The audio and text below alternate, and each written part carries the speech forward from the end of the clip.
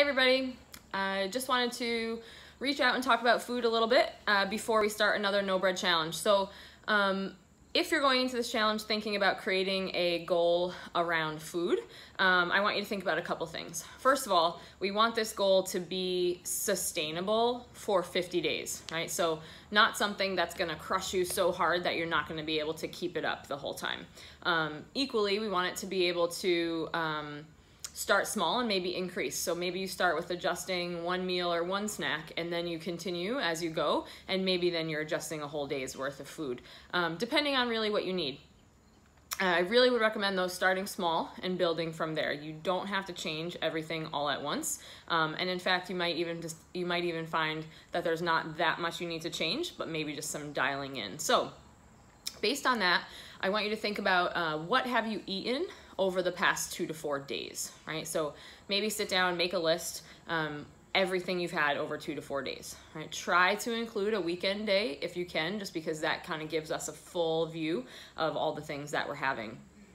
So based on that and what you see, maybe like what are your food needs, right? So if you're someone who is eating pizza for every meal, then that's something that you can adjust right away, right? If you're someone who's eating relatively good quality foods, then maybe we consider adjusting the amount of what we're having. So those are kind of like our 2 tracks that we could potentially take this in. So based on what you find, you might consider the quality of your food, and then maybe you'll head a little bit more towards a no bread track. If you find that you're already eating pretty good stuff and now you kind of want to dial in the amounts, then maybe you'll head towards more of a macro path. So I'm going to talk a little bit about both of those so that hopefully that can help you kind of dial in the choices that you want to make for no bread. So as far as no bread goes, we're mostly talking about eating quality food. So eating like real food, things like chicken, beef, steak, pork, maybe some bacon, ham, turkey, and then lots of good vegetables, right? Broccoli, spinach, asparagus, some good fats, avocados, other nuts and seeds, cashews, sunflower seeds, almonds, even nut butters potentially could be okay. Keep in mind too that fats help you feel fuller longer. So if you're someone who gets hungry easily, having a fat-based snack might be really good. We can also include some fruits. They have lots of fiber in them. Specifically, like berries are a great source of fiber, which we'll talk about in a second. But fruits do have some sugar, so make sure that you're not completely overdoing it on the fruits. You can have some starches, so we're talking about maybe sweet potatoes or some rice, depending on, again, where you're at. And then really trying to cut out the sugars. Sugars just make our body react in a negative way. That's how we end up holding on to some of our body fat. So just being really careful with that and trying to get away from as much sugar as we can. And then where the name comes from, trying to avoid breads and grains. And really any processed food. So that can include things like pasta, ice cream, actual bread, you know, chips or cookies, that kind of stuff. And some of that's treats, but some of it's real food too that we can try to get away from. So typically you find these types of foods around the outside ring of the grocery store. So if you picture like your food market, you have probably a produce section with your fruits, vegetables, and then maybe like a dairy section. You can get eggs, milk, yogurts, and then maybe the things in the aisle that you might need are some oils. Olive oil is a good use. And then maybe things like tuna. Go to the deli section and get some turkey. The butcher section, make sure you get some quality meats. You may also check out a farmer's market, depending on where you live or what you have access to. A butcher shop, that might be a really good resource to ask questions too about different types of meats. And then lastly, don't forget that Paleo Power Meals is also an option. So you can order those every Thursday and they get delivered right to the gym. So if you're looking for kind of an easy way to have food on hand that you don't necessarily have to cook, that can be a really good option as well. So that's the no bread track. Kind of for this, consider too that your goals do not necessarily have to be weight loss based, right? If you're going with something with no bread, maybe it's just a general health base and you're gonna try to get rid of the processed foods and the sugars, and that's a huge win, right?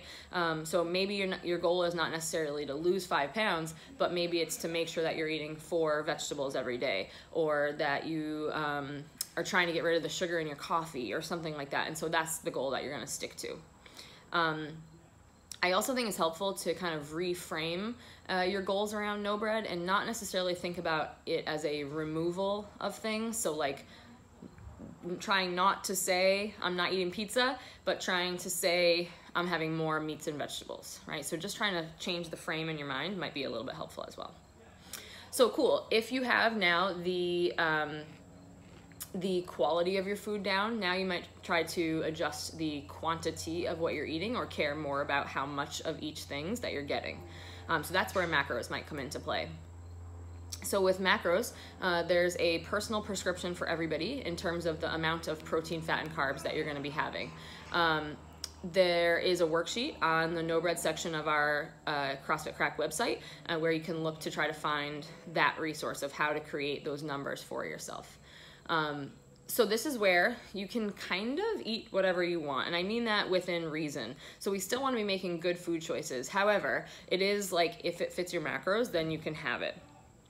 So that might allow for more like things like rice or sweet potatoes, or even a treat here and there, as long as it's managed, right? For everything that you eat, you're trying to weigh and measure your food. So making sure that you keep track of everything. You're going to use an app like MyFitnessPal, which is a really good resource and has a really good database for lots of different food types. So just for example, if we had a 145-pound female, their numbers might be 130 grams of protein, 156 grams of carbs, and 40 grams of fat, right? So we can curtail the protein and, the carbs and the fat to what your tastes are. So if you're someone who likes to eat more fats, you can give yourself a little bit more fat, but that would be at the sake of fewer carbs. So there is adjustment available there. So that female might eat something like, for breakfast, they might have an oatmeal, a yogurt, and an egg, right?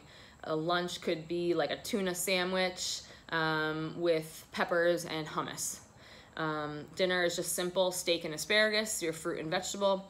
And then snacks over the course of the day could be an apple, some cherries, maybe grapes even, and then like a scoop of protein. So if this person is lower on their protein intake, you can add a quality protein powder to your mix as well. Right.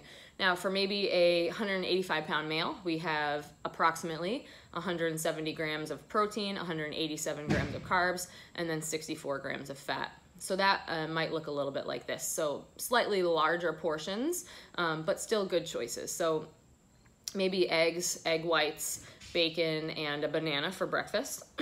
For lunch, they have chicken, broccoli, and a yogurt. Dinner is steak, rice, and Brussels sprouts. And then snacks over the course of the day is an apple, an RX bar, again, a scoop of protein, and maybe a Fit Aid, depending on what you like after you work out. So these are pretty both good food choices, but just carefully managed in terms of the amount of everything. That's what's really important when you have when you're dealing with macros.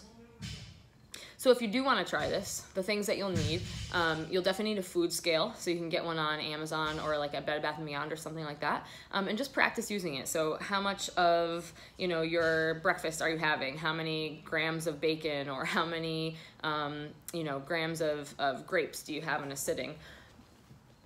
And then additionally, you'll need to get the app called MyFitnessPal, which is a really great way to record what you're eating and help you do the math on the protein, fat, and carbs.